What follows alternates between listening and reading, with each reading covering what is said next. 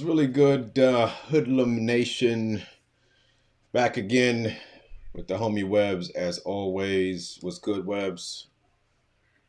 Everything is good. Oh, Everything is awesome. indeed. Everything is awesome.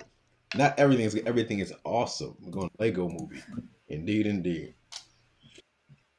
Now, tonight, very interesting show. It is the 25th anniversary of the Apple Distinguished Educator Program, of which we are both alumnuses, alumni, whatever the term is, alumni.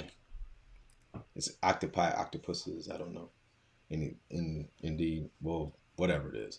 And yeah, we're going to kind of the 25th anniversary themed ish Hoodlum Culture show, in which we're going to talk like iPads and Apple stuff in classrooms. Uh, we are both Apple Distinguished Educators. I'm 2015 best class of all time. There will never be a class Mm, eclipses that class. two, 2013 came first. 2013 just happened to happen. That's like saying George Washington is the greatest. Will always be. No, he's the first president. He's not the greatest president, in my opinion. But it is what it is. So, Whatever. we're gonna talk a little bit of iPads tonight. We're gonna talk a little iOS. We're gonna talk a little, Macs and all that kind of stuff. And um, Webs as a software engineerish type person. The question we have for tonight to lead off tonight's show is there a do are you ever disadvantaged using your Mac to do your job at any point? So, that's a good. I'm trying to think. Am I ever disadvantaged? I guess if I'm specifically having to like troubleshoot something for a Windows machine, maybe, because then you get into like virtual machines and stuff like that. But no, most of the software industry, I'm going to say, at least from my experience, runs on Linux, and Mac is a Linux based system. So most engineers I know work off of Macs, with a few exceptions. It's not everybody, so don't come for me. I mean, But no, most even in organizations that are primarily like Windows based organizations where everyone else in the organization is using Windows machines, mm, the developers usually will get Macs. I don't really know why. I don't know if it's like a power thing, if it's a process thing, if it's because it's close to Linux and you do a lot of like Linux development. But yeah, I've always been on a Mac, and most developers I know work off of Macs. indeed, Again, not everybody, so don't come for me or anything. interesting. And so, like, Yeah. it in terms of your personal preference, why like to do your jobs? I'm not talking about education. Do your current job, what you're currently employed at. Why is it that you use the Mac to do that? Well, even my job aside, like even if I weren't a software developer, I would purchase a Mac anyway because my last one, so I just got a new Mac a few months ago. And again, not sponsored. We do both happen to be ADEs, but I was a fan of Macs before I became an ADE. So when it comes to like price, that's usually like the biggest sticking point for a lot of people. Is like, oh, Macs are so expensive, whatever. My last Mac was a 2010. So if you have a little bit of know-how as far as like keeping them up to date and stuff like that, they will last a really, really long time. I think I paid $1,000, so that's like $100 a year. Mm. The operating system upgrades for free. Windows, you have to pay like a couple $100 to upgrade because let's face it, like mostly we're talking about Windows machines. I don't know too many Chrome machines where you're like souping them up to like 8, 16, 32 gigabytes. Like my current machine has 32 gigabytes of RAM. Mm. So part of it is that like I don't have to pay for an operating system upgrade. I can just keep upgrading the operating system. The like Office suite that comes with it is free too, which is great. You don't have to pay for Office. And quite honestly, like Keynote blows every other slide deck out of the water. I think the only thing that Keynote is really lacking is that it doesn't have I don't think the collaboration is quite as smooth and fluid as like Google Slides is. But I mean, it's far superior to PowerPoint. I will say, I think Excel still has numbers beat, but I think numbers you can produce a lot more. like documents with numbers. Mm-hmm. But yeah, so those are all the reasons that, not only that, but I think they're, I really am into the ecosystem. So there's that, like, I like the way that everything works together. I like that I can copy paste like 80% of the time from my iPad or my phone to my computer and vice versa. So like, especially when you're talking about multi-factor authentication and like the authenticator apps, it's super easy to just say copy and then paste it on my computer or paste it on my iPad. So like, those are all my reasons. Facts. I'd say that again, as not a software developer and just somebody who uses it to teach little kids. I think you cannot match the integration because one company is in control of all the different pieces. So you have that scenario in which everything works together. But you also have I think the power to be imaginative and creative without having to go through a lot of hoops. And I really appreciate that, and being able to go and give a kindergartner, let them make a movie with no real effort other than showing them that this tool is available. I think it's kind of dope, and one of my favorite things to do. So I mean, in the grand scheme of things, there's a reason why we're both ADEs. I think we both have other companies, organizations, or whatever that whatever we have credentialing from or whatever. But in terms of just the product and what the product does for schools, I don't think there's another company out there that is on par with in terms of the imagination and the creativity aspect of how their products work. I think Google. Yeah. Go ahead, Webs. Oh, I was just gonna say, I think too, like I was thinking strictly about like my use of the desktop computer, but when you start talking about the mobile devices, like iPad specifically, iPad in the hands of a kid, I think is a super powerful thing because it has that camera built in. You can hold it up, point and shoot. Like you said, they have the ability. It's so super easy to make a movie with iMovie. You use that little trailer function, and they can drag and drop movies, like different movies in. The fact that you can touch it for kindergartners is like game over. I mean, trying to get it, if you've ever tried to teach like a 6-year-old to use a mouse, that's painful. Like the touch screen is totally where it's at. Facts. So yeah, so what we're gonna do tonight is we're kind of just gonna take a trip through like dope apps that you like. Hey, this is something that's dope. We're not. I think everything is education, so we're not gonna like. Oh, let's just keep it where it's just like educational rap. But I don't know. I know this year there's not going to be ADE class, so those who are watching this that might be interested in Apple Distinguished Educator, that program's they're not going to have a class this year. They're going to have a class next year due to COVID. But Wes, when you're talking about ed tech, you kind of mentioned a little bit about why iPads in general, I mean, are something that you would have little kids deal with. But there's a lot of older students that have MacBooks. Like, what is the benefit of a MacBook versus, I think the next closest competitor would be a Chromebook? What are we in terms of the specs, in terms of the capabilities? What are we talking about there? I might be wrong on this because I don't know their entire like catalog, but I don't think you can get a MacBook with less than 8 GB of RAM, and that makes a huge difference. We've talked about this a lot with the distance learning stuff. So there's that. Again, integration with the other devices is powerful, and I think that the work suite, like the Office suite that Apple offers for free, is a really powerful thing. I'm trying to think if there's anything like other specific something. If you want to get into like the coding aspect, I think terminal in Mac, like in Linux machines, is a lot easier to use than in a Windows machine. But then again, that's also where I've had most of my experience. So I can't really do a comparison there. But I think the biggest thing is like they are powerful machines, and that Office suite that you get for free. Also, there's a couple hidden gems. Like I think Automator is still on Mac, and I'm sure Shortcuts will be coming very soon. And Shortcuts is a super powerful thing, I think, as well.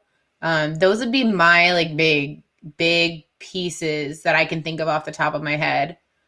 As far as Mac computer specific things. Mm-hmm. Again, you get iMovie built in. You don't have to pay for it, which is great. Well, I think you also get built in. You got QuickTime built in there, and that's going to allow you to you can shoot a podcast just through QuickTime. There's the ability to just have the audio recording software on there. So there are a number of just like really easy, quick wins if you were a educator with those devices that you don't have to go and find a third party piece of software. There was a teacher talking about that she had a Mac, but she didn't know screen recording. QuickTime screen records. QuickTime creates movies. There's a number of things that QuickTime does.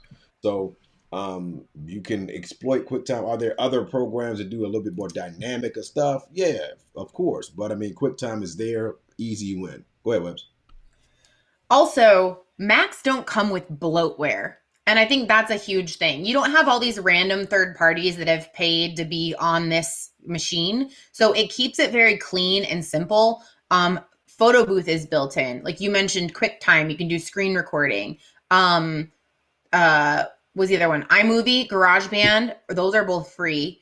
The whole Office Work suite or whatever. So you have a whole like recording studio, video creation. All of that is available just with the base product has all of those things. So that's probably the thing that makes it most powerful is you have so many options at your fingertips without having to download anything extra like you mentioned, and the opportunity to be creative along with it as well. And you can take it right out the box, plug it in. You don't have to set up the tower and all that other kind of crap. They just plug it in, boot it up, handle your business. And that is the thing that I like the most. As someone who is not, again, that's the engineering side. I want to custom build my computer. But I just want it to turn on and work so I can make stuff. That's pretty much my hustle. And so I do. When in normal times, my classroom is full of iMacs in normal times. And unfortunately, we are still far away from normal times, but it is what it is. But it does give us the opportunity. The kids have both iPads and iMacs in my room. There are certain things the iMacs are going to give, abilities are going to give them to give them, and then certain things that the iPads are going to give them. So let's talk iPads. Now, so different from the actual computer, the iPad, when it first hit the scene, kind of revolutionized a lot of it created accelerated the ed tech movement, right? So like, why iPads, Webs? Well, at first, funny story. When iPads first came out, I remember specifically turning to my friend Tom and saying, "This is stupid. Why would anybody want one of these?" And then over time, it was like, maybe I kind of want one. Maybe I could see a use for that. And so, and now I have an iPad Pro. I have the pencil. Like I totally am, and I'm on board because for me, it's a notebook. It's reading. It's now that you can do like side by side with different windows, I can research and take notes. It's a super powerful. Also, I can watch The Flash for the 100th time. Real important things like Netflix and binging Netflix. So I can do podcasts from it. Like there is a point. The reason I got this machine in particular was because I wanted to try and get rid of, not have to buy a new Mac at all. I wanted to go purely work off my iPad. And so I tried that. It did not work. It's not quite there yet because there's still a lot of websites that don't play well with like mobile devices. You have the ability to like download things now, which is great. But to go back to what you were saying, like it really did accelerate ed tech because it gave kids the opportunity to have this creation device in their hands. It was really accessible, super easy to use, and all the built-in things gave you this studio in your hands, and it was super simple for kids to use. So not to mention like the plethora of high quality free apps that you can get for it. There's a green screen app that I used when I was in the classroom. I can't think of what it is though. Anyway, that was one of the first apps that got me into like the whole green screen thing. And now look at where I am. You're not talking about Do Ink, are you? Yeah, actually I think I am. Yeah, Right? That was the one with the octopus. octopus. Yeah, Yeah. like $3 though. It's all good. Oh, maybe that wasn't it then. I could swear it was free because I had my students using it. Anyway, not important. Um, Duane gets mad, and then shout out to Duane. Used to like exploit their situation. Now that iMovie does green screen, I don't really use it anymore. But it is what it is. That's the other thing I dig about the iPad. They'll find something that they'll Sherlock stuff all the time. And they're like, hey, look, fam, this works. Cool. Let's just move that right into the ecosystems, and I don't need that third party. Which kind of sucks for developers, but in terms of schools that don't have a lot of money that just need things to work and be on the devices, I think it's a necessary evil. But yeah. even the iPods, I love the iPods in the classroom. I mean, used to load the iPods up with my voice, walking kids through stuff. They put their headphones on and do their work or whatever. Mad dope, mad dope, mad dope. Those are cool times, man. I was in Taiwan when the iPod dropped, and it was cool because I happened to play on a blog. I cannot remember who the blogger was, and he was like, "Yo, I teach my entire class off my iPod." And I was like, what? What are you talking about, fam? So I go and reading the guy's stuff and he's showing the guys clips and stuff. Like, that is really cool. I want one. I saved my little bit of money up and got one and you had to buy like a dock and plug the dock into the projector, and then you could project your PowerPoint slides off. You had to save them as images and then connect it to it was like this very laborious process. And I just thought it was so cool because I was projecting my slide. And then when I got to the States, and my first class in the States, uh, Kirk L. Adams Elementary School. Shout out to Kirk L. Adams. And seeing the kids like, oh my God, that's amazing. Dude, I know. Cool. Um, so that was pretty dope. And before we get deeper into the apps, I know we're gonna go all over the place. Like, why did you become ADE? Let's get that out. Like, pay ADE. You Apple Distinguished Educator is what ADE means. Go ahead, Webster. So, I was teaching at an all Mac school, and I didn't seek out to become an AD. Actually, the guy that I was dating at the time was like, "Hey, this Apple Distinguished Educator thing, you should totally apply for this." Because I was just teaching. I was doing what I normally did. I was looking for new, cool ways to keep my students engaged and for them to do cool projects and green screen stuff and duplicating myself on the screen, all that kind of thing.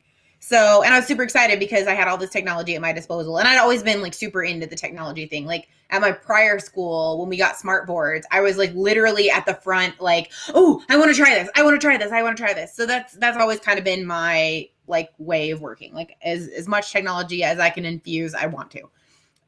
But yeah, so I found out ADE was a thing, and I was like, okay, I mean, I guess I'll apply. I doubt that I'll get in because it's super selective and all that kind of thing. But I thought, why not? I'm going to show you what I do. I'm going to show you who I am and how I use these tools. And cool, if I make it, great. I've had read online people had applied 2, 3, 4, 5 times. If I make it, great. If not, that's fine too. So I put my little video together and talked about all the stuff that I do with my students and everything. And I applied, and then I got in. So it wasn't like I had my heart set on being an ADE forever. I didn't even know it was a thing. And I just thought I like using these tools, and there's a cool group of people. And I didn't even realize what I was getting into, because it wasn't until I went to the Institute that summer that I was like, oh my gosh, these are other people who really like technology and have really cool ideas and we're super excited and everything. So it was a really cool experience, and it was really neat to connect with people in other places because aside from I grew up in Michigan, moved to Las Vegas, and I've pretty much lived here up till that time I had. So I hadn't really met a lot of people outside of either Las Vegas or Michigan. So it was really cool to meet people from Canada and Mexico and all the different parts of the United States that were doing things way cooler than I was. But that had that same passion and wanted to integrate technology and saw its benefits and saw how it was a great creation tool. So yeah, it was far more than I had thought I would get into, which was kind of cool. So that's my story of becoming an ADE. What's yours? Uh, see, How'd you hear about it? What two, real intelligent, amazing person? two. I left a middle school that I was teaching a weird class that I kind of came up with on my own. And I happened to have a classroom set of iPods. And I would take those iPods, like I essentially hijacked the iPods. I hijacked the iMac that iPods were supposed to be synced to. That's when we had the configurator monstrosity as the Oh Lord, configurator. primary means. I had forgotten about it until you just said that. Yeah, that was painful. So I got tired of talking to the SBT or the what do we call those people, the teachers that ECS? yeses. I got tired of talking, so I just stole the iMac. I was like, this is mine, and hid it in my classroom. And I would go and I would I would use GarageBand to go and create all the lessons, like everything I wanted the kids to do, connect it to the cart. Those lessons would pop on there. The kids with their headphones on, and like it's literally, I was chilling the whole class, and um, it was just mad fun. It was really fun. So ended up, I was a low person on the totem pole in the English department that year because they still had me for some reason in the English department. That's when we were going through riffing, and I look up in like the worst school in Nevada that year before was had all these openings. And so I go in and I interview, and they're like, "Yeah, we're a Mac environment." Like that's mad dope. And like all of the kids here have MacBook Pros. I'm like, "Word?" It's like, "Yeah, they all have MacBook Pros." Word, son. So get the fifth grade job there. We start doing all kind of crazy stuff. That's when the iWork suite still had the website creator tool thing. I can't remember what it's called, but you could build the websites right now. It works. I can't remember what that thing was called. Um, Wasn't it called like iWeb or something? Something like that. And I was like, all right, cool. Kids were like mocking up websites. It was really, really dope. And so I stayed there for 2 years. First year I was a fifth grade teacher. Second year I was a humanities teacher in a Mac lab. Then the DLC thing happened, and I happened to meet my road dog here eventually. First, and I'm gonna tell you like a funny story because this is a story that I rarely tell, but I'm gonna tell this publicly just because it's hilarious. Now, I feel like I know what story you're about to so tell. I'm gonna I'm we that start divvying up schools or whatever for the DLCs, and this is the digital learning coaches. So I got this shout out to Superintendent Joe Ebert. She's probably not watching, but kind of her brainchild when she was with Clark County School District, and so she got people who knew some stuff. This is like 8-9 years ago, and so it's kind of like interesting that had that program continued, we would be in a totally different space right now. But it is what it is. Now, Indeed. um, we divvy up schools. Shout out to Kathy Lee too. I gotta call Kathy. My bad, Kathy. That was my partner. Still is my partner. But anyway, and Kathy and I become partners, and they show us our territory. So east side of Vegas, Lamb Boulevard. We got multiple schools and stuff. And I happened upon a school where my now road dog happened to be the humanities teacher. So I walk in, and it was almost like, why you peeing in my pool type situation, right? It was really like I remember that, like the disrespectful face that I was greeted with was just like really really deep. It was really deep. It was almost like, why are you here? And so I'm like, I'm feeling some kind of way about this. And so I'm like, look, instead of like creating this like battle of the Titans or Clash of the Titans situation, I was like, look, I don't know if you remember the lunch and learn that we did, but we did lunch and learn. And I was like, all right, cool. I'm gonna bury the hatchet and hopefully get this person on my side so that they can come. They have the pulse of their school, so this is one place I ain't got to worry about or whatever. Um, so we ended up, as you see now, we were cool. We buried the hatchet or whatever. But it was I will never forget that first encounter. It was definitely not the most pleasant feeling I've ever expressed. I've felt in my life. But Webbs did. She did introduce me to that concept of what an Apple Distinguished Educator was. I had no idea what it was.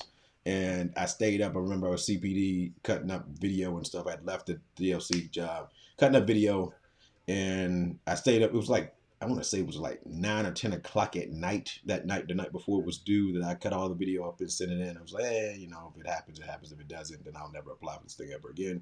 And it happened some kind of way. So, um, there's benefits to it. I think just some of the cool people that you can expand your PLN. to a lot of the homies that I kind of really like text in the middle of the night, like, hey, yo, what you think about this? What are y'all doing for this or whatever? And if you're someone who uses Macs, you're in a Mac environment, either your school or your district, it's something to look into. What I will say, like, if you're not taking pictures right now, you should be taking pictures and videos of everything that you're doing in anticipation for that kind of hustle. I think you should be doing that whether you're going to do ADE or not, because I just think that this is going to be a really dope reflection point in people's teaching careers to say, hopefully this is a watershed moment where people really accelerated their abilities to purposefully integrate technology into their classrooms. Webs. I just want to say, first of all, that I did not hate him, and there was no like spite or sourness. No one told me he was coming to my room, and then this random man shows up to my room asking me what I'm doing. I just felt very like analyzed, like, oh God, I'm going to lose my job. I'm going to lose my job. I need to prove that I'm worthy. I'm going to lose my job. So that's where my head was at. There was no saltiness whatsoever. I also want to say, like, if you've seen any of our previous shows, or like over the summer, we had a Be Bored, Be Creative series. April Ricard is an ADE, Tina Zeta, Carla Jefferson. Who else do we have on this ADE? Kurt. I can't think of anyone else but there's like there's like a whole network of awesome folks that we get to hang out with every now and then, who are amazingly talented. So yeah, ADE, cool people. All right, let's get to the meat and potatoes of this thing. All right, so Webs, we're just gonna just play around because I mean, why not? That's what we do.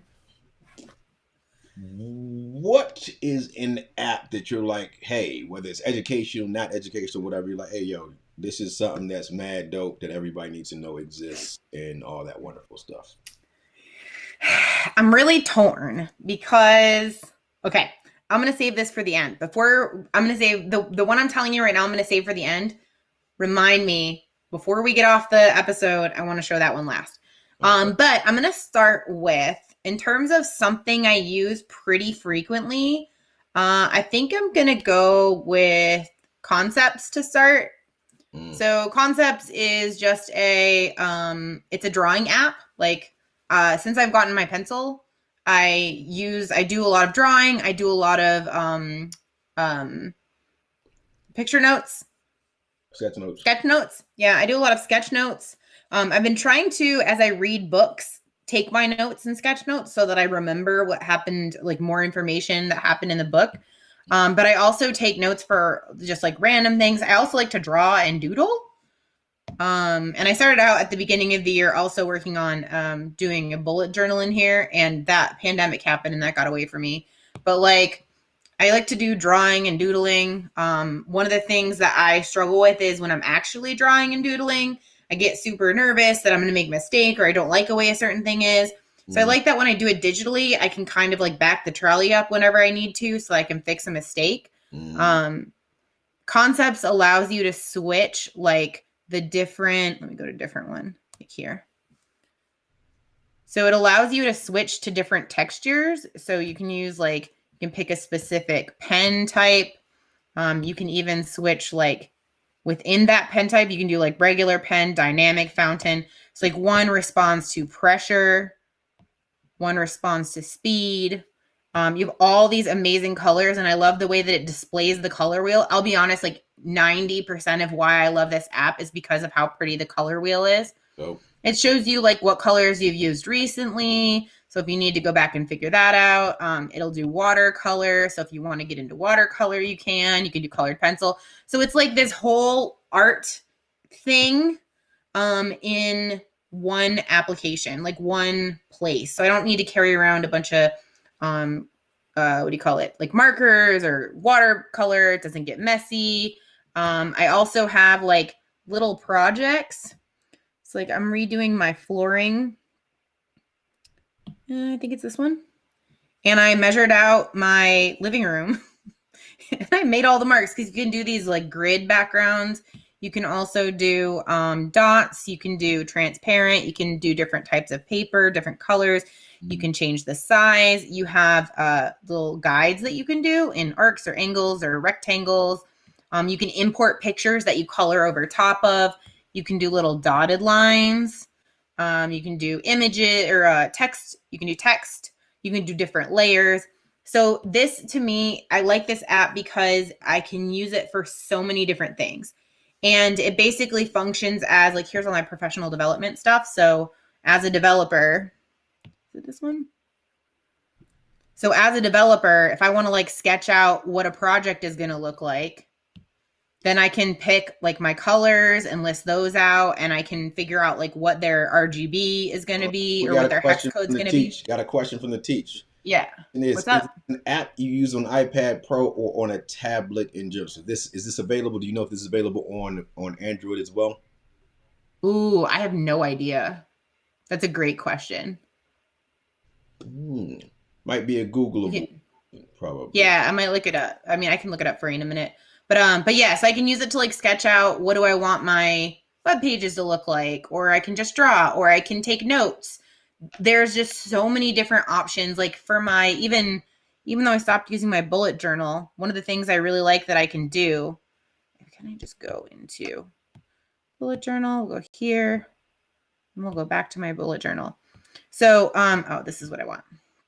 So in my bullet journal, I have templates. So like these are all my bullet journal templates with some of my different goals that I've had. So all I have to do is like copy the template and then I can, write on that template. So like I had certain goals that I had set. So like this is my maintenance goals, things that I feel pretty solid and accomplished in. And I just need to like, how am I doing on this particular thing? So I would just make a copy of this and then I would write whatever my goal was. And then I could just check it off for each day that I did it. And if I had a title, then I could put the title at the top. So like I could do And teach, uh, it is available on Google Play in the Galaxy Store. So it's on. You can get it on iPad, on Microsoft, so Surface, Google Play in the Galaxy Store. So it is available on all of the tablets. and like being able to do these layers makes it so that like I can hide all the writing if I want to, or if I'm erasing, I'm only going to erase the writing. I'm not going to erase everything that's under it. So yeah, the super awesome having like the templates, and then I can just copy them for each like month. AC pandemic started and I stopped doing my bullet journal digitally.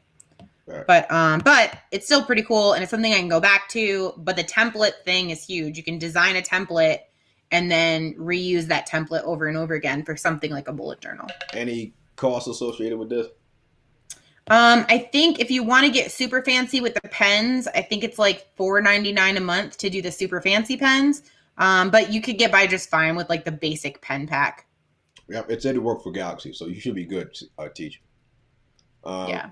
so cool. I mean, that's it's a you got your sketch journaling or sketch noting in there. You've got some organizational strategies in there, and whatnot. That seems like that's a Storyboarding. If yeah. you wanted to import like storyboard template, you could do that. And I think there's like there's like groups of people um who do like different templates for concepts. Very dope, very dope. I Yeah. dig it, dig it, I dig it. So I ain't gonna go as like far fetched and cool as Webs is. I'm just gonna keep my very first one now to a like basics.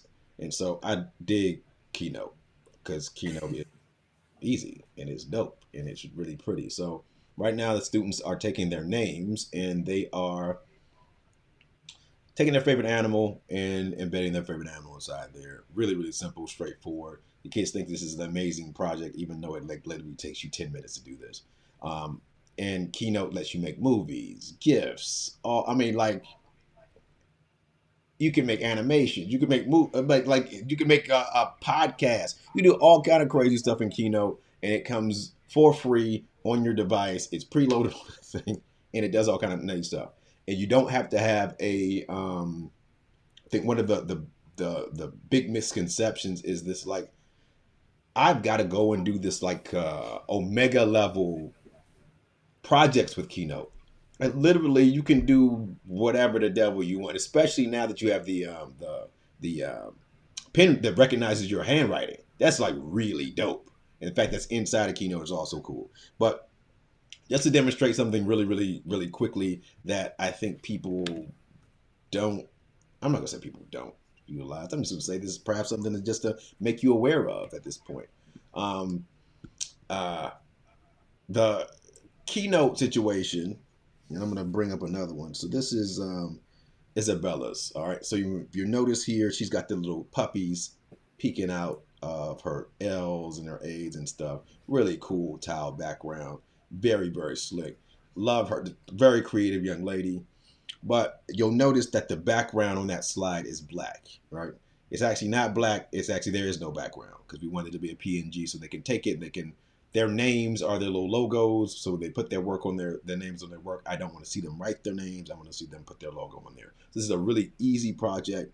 If you're not going to use Adobe Spark, any of the Adobe Spark stuff, a lot easier, a lot more accessible. But literally, you could export this as all of those things, right? So PowerPoint, PDF, a movie, animated GIF, images, another. You can build a theme inside there, and I mean, and I'm just doing like the 10-cent tour here. Like literally, there are very few things if you put your mind to it you couldn't do in Keynote. There are amazing people on Twitter. If you're not a Twitter user, um, there are people on that do full length animated films in Keynote. There's all kind of crazy stuff you do in here, but it's a very approachable program. You can get in when you need to. If you needed to kind of like say a poor man's, I'm just going to deal with what Webb's is kind of dealing with a poor man's concepts. I can poor man concept it here, but that A on that very first one there, that really is a game changer for my little kindergarten friends. I love that for my kindergarten friends because now if they had a stylus of some sort, they can, it will go and it will translate your writing into text, which is really, really, really cool in terms of accuracy. Are you making those letters well enough for the AI to pick up the fact that that is an AI? Really, really, video game logic. I want immediate feedback. If I make, if my Y is too Y-ish, does it pick that? It picked it up. Great. So my Y is legible enough for the machine. It's probably gonna be legible enough for a human being to understand it as well. So it's really has some great implications for early learners. And Webb's kind of mentioned earlier in the show, yo, iPads, little kids. I mean, I think iPads is great for K-12, but little kids especially, it gives you the opportunity to kind of experiment with the tactile functions that are going to be best for or more age appropriate for little people, rather than having to figure out how to type stuff because that is going to be not fun at all. So Webbs went with concepts. I'm gonna go with keynotes. What you got next for us, Webbs? I'm actually going to add on to your Keynote thing because I wanted to share that, like, in my Keynote, I'll do things like design graphics. So these are all the presenter graphics for VirtualCon from this year, and I design them in Keynote. Like, spoilers, sorry. By the way, John Carippo is also an ADE. Yeah, I designed them all in Keynote. Like, I found a font that I liked, downloaded the new, actually a couple fonts that I liked, and just rearranged things and sorted them in Keynote and then exported them as PNGs. So if you're even, another great thing about using Keynote is like you can just make really basic and cool graphic. Like this is perfect for putting up on Instagram, or if you wanted something that you wanted to share on what's that thing called where you share messages with your families? WhatsApp. Help me out here, Mike. WhatsApp. No. It's where you send the messages in Class Dojo. Yeah. Yeah. So if you wanted to do like something you would share on Class Dojo, like an image of some kind, or if you wanted the kids to design little like, this is what happened. You could do like a template that you share with them about events that happened in history or how to solve a math problem or whatever. And then there was another one I did as part of our Be Bored, Be Creative series. This one, which uses like the pencil thing as a scratch and sniff. So if I go to my pencil tools, White. What? There we go. How did you make yourself Vanna White? Oh, I took a picture of myself. Oh, that was actually done in Keynote too. So I took a picture of myself and then I just did, or maybe it was preview. Preview is a really powerful free tool on the Mac as well. I can't remember if I did it in Preview or in Keynote, but I just did the instant alpha and slowly took out the background because I just took a picture of myself like in my bedroom against the solid wall, and then made it into an image. And it was just an image where like it was just my body, so that I could just bring it in as an image in Keynote and put it on here. So I used I think it was the ink one. And I can do like little shapes to cover up my letters. And then if I use the erase, it becomes like a scratch and sniff. So, and that's all with like default, Keynote things. So this was a fun project from the Be Bored, Be Creative series over the summer too. And then there's one more I wanted to share. This one I made because Kurt had a design challenge where you were supposed to do like color strips of yourself in a certain outfit. So it's like my legs and then my shorts and then my shirt, and then the middle of my shirt is mostly white, and then the rest of my shirt is red, and then my head and then my hair. And then I took that and extrapolated it out into just a strip of the 5 colors that made up my outfit. So that was a neat little thing that that Kurt had kind of done like a challenge on his Facebook page. And so I was like, oh, I could totally do this in Keynote. So I just imported the picture and then did the little color strips just with shapes. Oops. So if I go plus sign and I do a little shape. Oopsies. Let's try that again. Then now I can do like whatever size shape I want. And then I can go here and I can change the color. Oh, that's the text color. Where'd my colors go? Style. Here we go.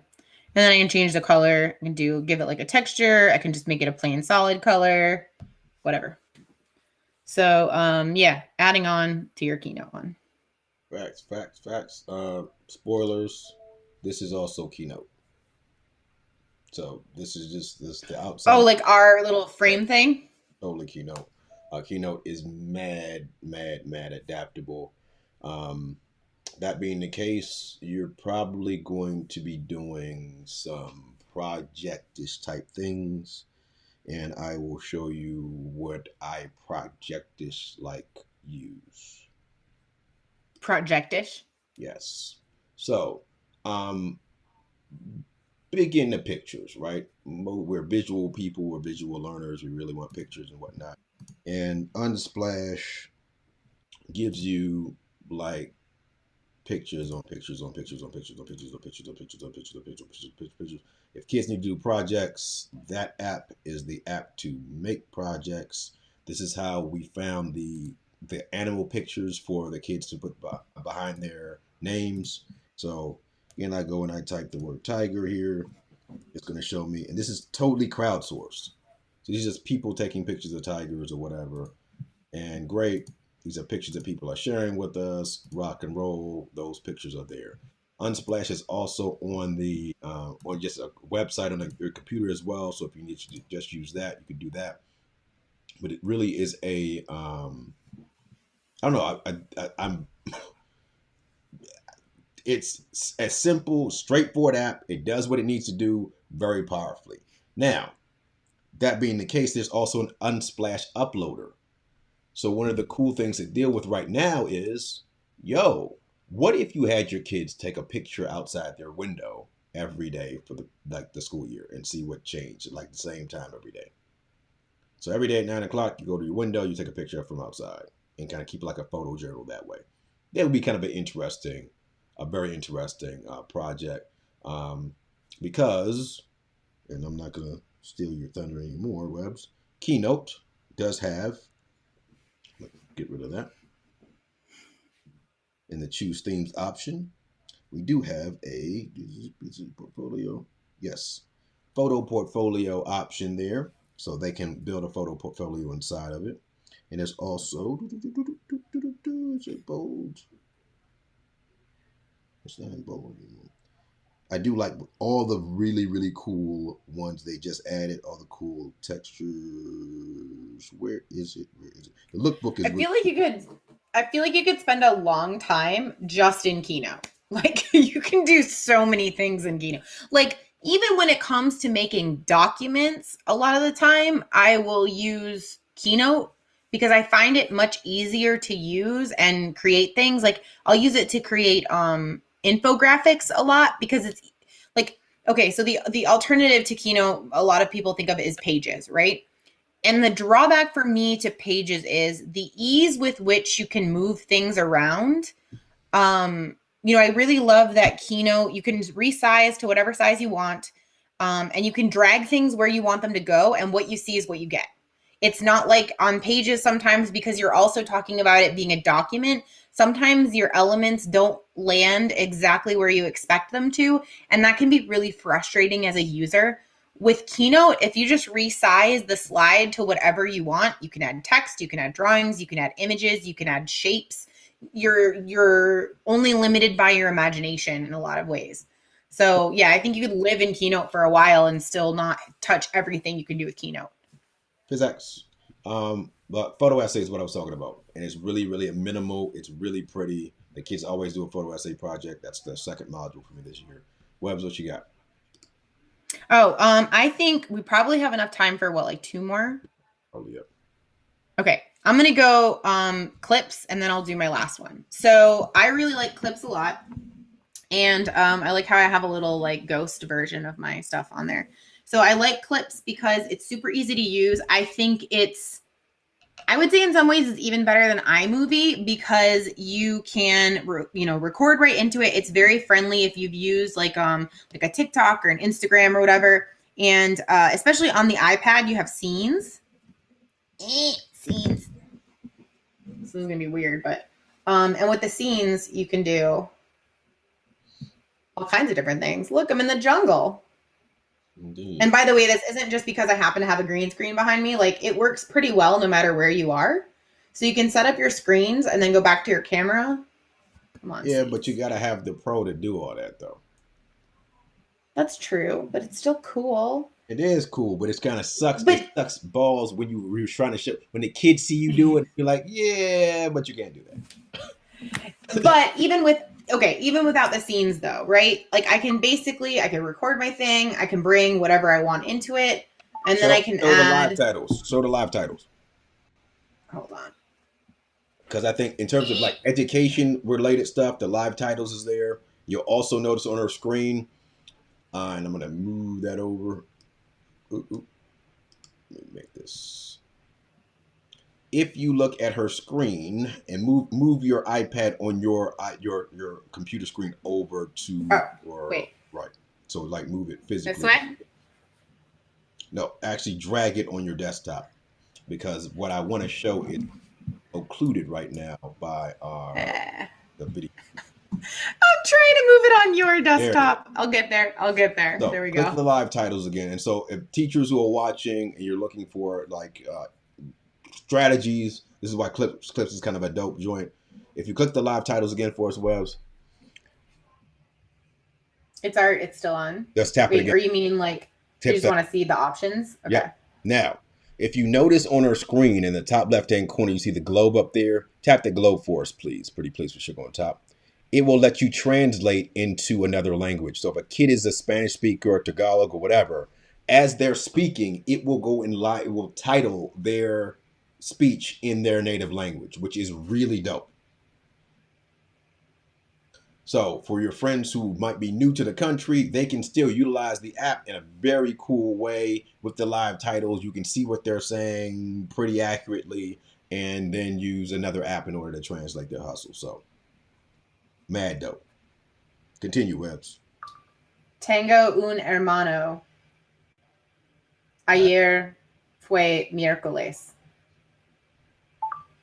Seems like it works pretty well.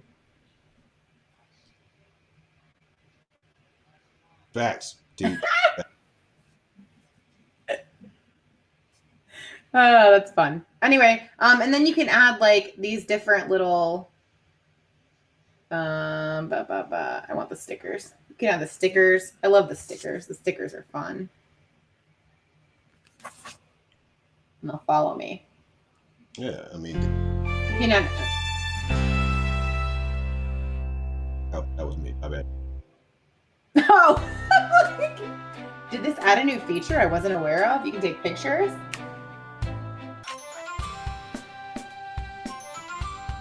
mean, it's a really cool app to deal with. It's also a very cool.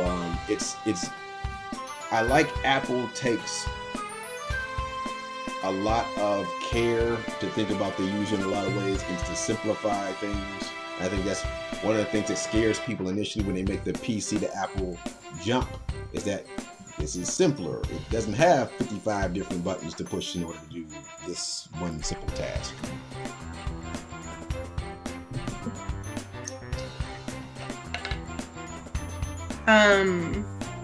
Yeah, so Clips is my next one. So I'm going to do my last one and I'll let you end the show, Webs. So, are you playing music? No, I'm actually playing a game. And this is like my favorite game of all time on iPads. Okay. Is Scribblenauts. I love Scribble. It is a art teacher. So I like Scribblenauts because it lets you figure out questions or problems by having to draw the solutions. So it's really, really cool. So this guy's angry. Why is he angry? Oops. This guy's angry. I'm going to create an object from him. He has a baseball. How do I? Oh, he's probably a baseball glove, right? So I'm going to go in a glove. Not that kind of glove. I want a baseball glove.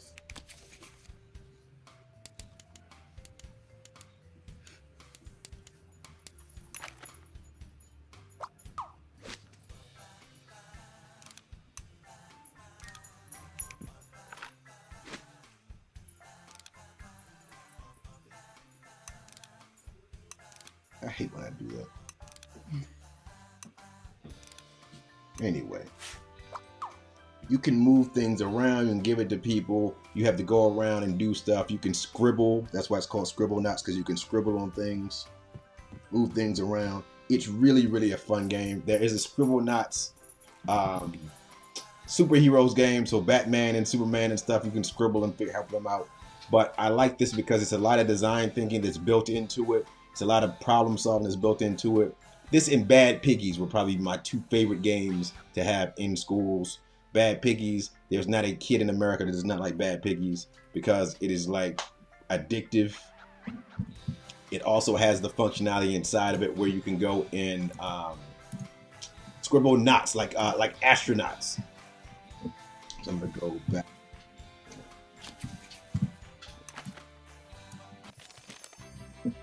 You have different worlds and stuff. There's another Scribblenauts game as well. It's just regular Scribblenauts. It is Scribblenauts. Nauts, like nautical sailor people. So Scribble Nauts, Scribblenauts. And so Scribblenauts is the same deal. So this is the remix. This is really, really fun because this one, no thanks. Say I wanted to do like an evil Santa Claus. Santa Claus is evil. Like, he's gonna attack me, watch. What a jerk. So I want to be Zeus or God here.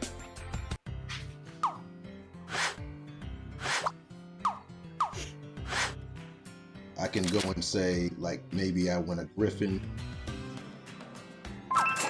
Let's put a griffin for me.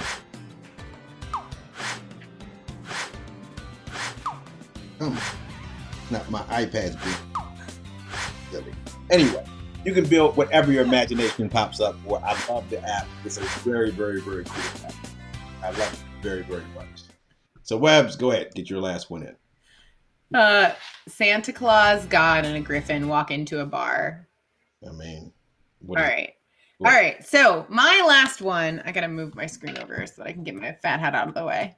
My last one is actually, ooh, and can you see my mouse? No, you can't see my mouse. Okay. In the lower left corner of my bar, you see the book, and then next to that I have the headphones, and then up in the middle of the screen I have the multi-cal, and then up to the right I have the Goodnight iPad. So those are all the same app. And I'll talk about how I envision this could be useful in a classroom in a minute, but this is how I currently use it. So one of the ones that I use most, I think it's this one. Yeah. So this is on my phone, it's called Leisure, but on this one, so it presents me with this list. Do I want to listen to music? Do I want to listen to podcasts? Or do I want to listen to Audible? And I want to listen to podcasts. And then it'll open my podcast app and get me all set to listen to whatever podcast I want to listen to. Let's say, you know what, instead I want to listen to music. It'll open my music app and I'll be ready to go as far as music goes. All I have to know is I see the headphones. I want to listen to something. Same applies for the book. If I tap the book, okay, I want to read something. Do I want to be on my Kindle, on iBooks, or on Libby? Libby is like the application when you borrow books from the library, you can read through that. So if I want Kindle, I'd hit Kindle, iBooks, Libby, whatever. Another one I have on here is the Goodnight iPad. So Goodnight iPad, if I tap it, it's going to open Netflix and set a timer for 2 hours so that after 2 hours, it'll stop playing Netflix.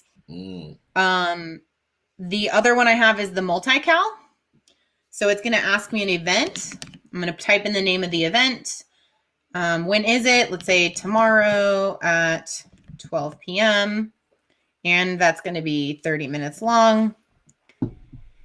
And which calendar does it belong to? It belongs to the Hoodlums calendar. And what that'll do is in my actual calendar, it'll create an event with all the details on my Hoodlums layer. And then in my other 2 layers, it'll just set a placeholder and it'll say IH next to it. So I know that that's reserved because I have a Hoodlums event at that time. Dope. So all of these things are built in shortcuts. So you can see I'm a big fan of shortcuts. I use them for a lot of things.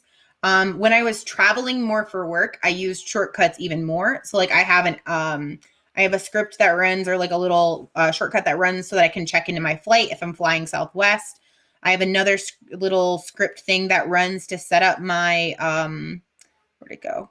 I have one that runs to set up a packing list. So I have a couple of them actually. So it'll set the date when I need to pack. It'll set like what trip it's attached to. I have a set list of things I've created and I can just pick and choose from the ones I want to add. The things that you can do with shortcuts are amazing. When the Dodgers win, so like not yesterday.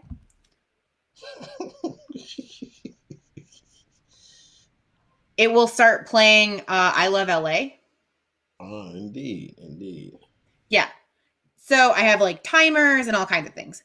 I can do shuffle songs. If I want to save my energy on my application, well, this one will only work on my iPhone, but it will,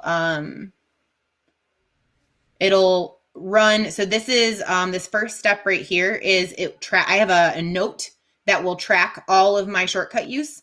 Then it puts the device in low power mode, turns off the Wi-Fi, and sets the brightness to 20%. So it'll conserve the battery. So all these little things, I have one for like power up. Here's the read one we were just looking at. So it'll record that I'm using the shortcut, and then I choose from a menu which one I want, and then I pick which application I want to open. And then it sets do not disturb on until I want it to stop, until I turn it off. Oops. So why? Yeah. What's the upper limit to the shortcut? I guess it depends on. I don't know, to be honest with you. It would depend on like what you want to do with that application. You could be limited if you're trying to do something with a specific application and you don't like that application doesn't have an API that you can connect to. It doesn't have, because like when you do a new shortcut, you have the option of like, you can pick, there's a whole library of shortcuts, or you can look at what apps you have and it'll tell you like, hey, these are the shortcuts available for that app. So like Overcast is one of my favorite, is like my go-to podcasting app. And you can't see it because it's all overlaid. But Overcast, all it has is add to Overcast. If I pick something like Twitter, okay, I can tweet, create a new tweet, create a direct message, scan a QR code, search Twitter, or see what's happening. So those are the things that you get for free from that particular app in shortcuts. So I guess that is one limit. There probably is a limit of how many things you can have in a shortcut. But like, I think one of my biggest ones, yeah, that's fine, is like this one. No, I have one bigger than that. I have ones that are like super duper long, and I have yet to reach a limit where like, yeah, this one has 15 actions. Mm. So that doesn't do it. I don't know how many. This one has 18 actions. Scheduling an appointment, that's another one that I use quite a bit. So, and I have automatic like lights and stuff in my house as well. So, like when I go to bed at night, I have one that I run on my phone for going to sleep, where it will turn off my light in my bedroom and open up my sleep app, and then set do not disturb. Um, when I'm thinking about the classroom, my thought on this is, what are the things that you have to like record to a note? So let's say that you are trying to, I don't know, like maybe you're checking a kid to see like how many times that they are successful with a certain word or a word pattern or whatever. If you had a shortcut that automatically says like kid's name, the date, time, and whatever the task is, and then you just tap that shortcut. It's a single button. It'll just keep recording it to a note for you. Um, that's one way that I see it. I could see where like if you have a pattern of things that you do in the morning or something you do to get ready for a meeting, you could have that all set up in a notebook for yourself. But do you have any thoughts, Mike? Like what kind of shortcuts you might set up for yourself in the classroom or otherwise? There's the I think a gallery. lot of it is if I were a teacher and you're giving me ideas as we're conversing here, like reminding yourself of your schedule for your Google Meets. What time do you have to get on the Google Meets at a particular time? Is there any? Are there any apps that I need to make sure that are available and ready to rock and roll on my device? Do I need to make sure I'm logged into Clever and to the Canvas app or whatever? So kind of utilizing it that way because I believe, and tell me if I'm incorrect, you can build shortcuts for other devices, send those shortcuts out, and the kids can utilize those shortcuts. So not that we wouldn't want them to also know how to build the shortcuts, but this is when we get onto the Google Meet. This is the shortcut that you need to use in order to make sure Google Meet is open, and then your Clever is open, and XYZ is open. Yep, that's absolutely something you can do. So I think I've shared a few with other people. I think I've shared the packing list one, and I have a couple different versions of the packing list one, depending on what to-do list you want to use, or if you just want to put it in a note or whatever. Let's say I want to share the Dodgers one because you're super excited that the Dodgers won and you want to know about that. Then I can do this little share sheet thing, and I can copy the iCloud link or I can send it to someone. I can do any of my share sheet actions with it. I can airdrop it to somebody. And you can even do like placeholders where you just, as you're setting up the shortcut, you answer the questions. So if you want something where a kid, say you want to do a shortcut like the schedule appointment shortcut. So if you do the schedule appointment shortcut and then you have like kid's name as a placeholder, Mm. then if kids run it, that could make it so that they set up an appointment with you on your calendar, and their name would already be in the subject of that like scheduled appointment. What about credentialing? So could it log you into a certain? So like I'm thinking like Clever, would it log you into Clever? Would it just take you to the website? Is there any way to do that? That would be pretty high level because, like, you see, I have this toggle auth one, and that makes it so that I can log into Toggle. So like I have to add my authentication key and all that kind of stuff. Um, you'd have to know about like APIs and everything. That would be the only like kind of struggle there. Indeed, indeed. All right, about But if you want to investigate it, like it's definitely, I think it's worth it. Like I said, look at all the ones that I have, I'm and about little things to remind me to do stuff. it would be dope to be able to offload that to a parent and say, look, hey, just run this shortcut. This is where you're gonna go. Everything's gonna, it's how we do things. And I think that's one of the things that parents are struggling with right now is quick story before we end our show. I was playing Titanfall 2 as I usually do after work, and I was playing with a 18-year-old high school senior today. So we're playing, and he's mad frustrated right now with school. It's like, hey, what's going on? He's like, yeah, well, school kind of sucks because their school is using like 4 different platforms for instruction. And he's like, it's confusing. One teacher's using this, one teacher's using this, one teacher's using this, one teacher's using this. They're not letting us have opportunities to actually learn the stuff. Everything's do. And you're like, all right, yeah, I can see how that's frustrating. With everybody being pulled in multiple directions. I will again, just second time, I'm gonna shout out Dr. Ebert, but Superintendent Ebert. The One Ring. The state of Nevada is a Canvas state, whether people use Canvas or not. From kindergarten to the time you go to grad school and graduate for your PhD, everybody has access to the Canvas learning management system here, which I think is going to make things over time very simplistic. Once people get really good at Canvas, we're going to have the ability to do some really, really interesting things. So, Webbs, any closing thoughts before you bounce Boogie, or before we bounce Boogie? I don't think so. I hope that, this has been helpful. You can always reach out to us if you have questions, comments, concerns, whatever. Back.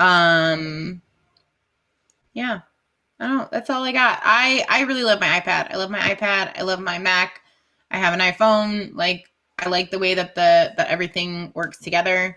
I really have turned a 180 on the iPad, especially because like when it first came out and I thought it was stupid and I was making fun of it. And now like my iPad is one of my go-to devices. I use it every day for all kinds of stuff. So yeah, I love my iPad. And I would second that. I mean, other than the fact that I didn't hate the iPad whenever, how dare you have hated on the iPad? You're a visionary. Sorry. Done that. But I was an Android user until I had the iPods, I had an iPad, but I had an Android phone until I don't know. I converted right before I got married, so it's been 11 years or 12 years or something like that I've had iPhones. But before that, I was an Android user. It made it kind of difficult for me to do a lot of like high level stuff, but it was what it was. Now, that being the case, we will see you again on Sunday-ish. Teach, yeah, it's worth switching, especially if you have an iPad. It's just worth switching. It's worth switching. And I mean, it gets now with the Slimmer Pro, the Slimmer 12, and what's the new iPhone 11s X or whatever. They're the parity in price is getting there where it's like, all right, cool. And I will say, I have not had very, very bad luck with my iPhone. I know some people who've had very bad luck with the iPhones. They've dropped them, the screens have shattered and stuff like that. I've never had bad luck with my iPhone. So, that being the case, we'll see you on Sunday. I am working on a potential guest for Sunday. I will we'll kind of pause that. Perhaps they'll show up. Perhaps they won't show up. I don't know. I'm not going to overpromise. It is a mystery because this person is a cool person, and it's a person that I know. I just want to know if she's gonna hop on the show and do stuff. But I'm excited. We'll see. We'll see what happens. We'll see. All right. We will see you when we see you. God bless America. God bless Belgium. God bless Lesotho. I don't know what you call a person from Lesotho. Lesothian. Lesothan. I don't know. That sounds like biblical. Like thou shalt. I mean, that makes sense. That's kind of biblical. All right. Do the thing. Peace in the Middle East. We'll see you when we see you. Bye, everybody.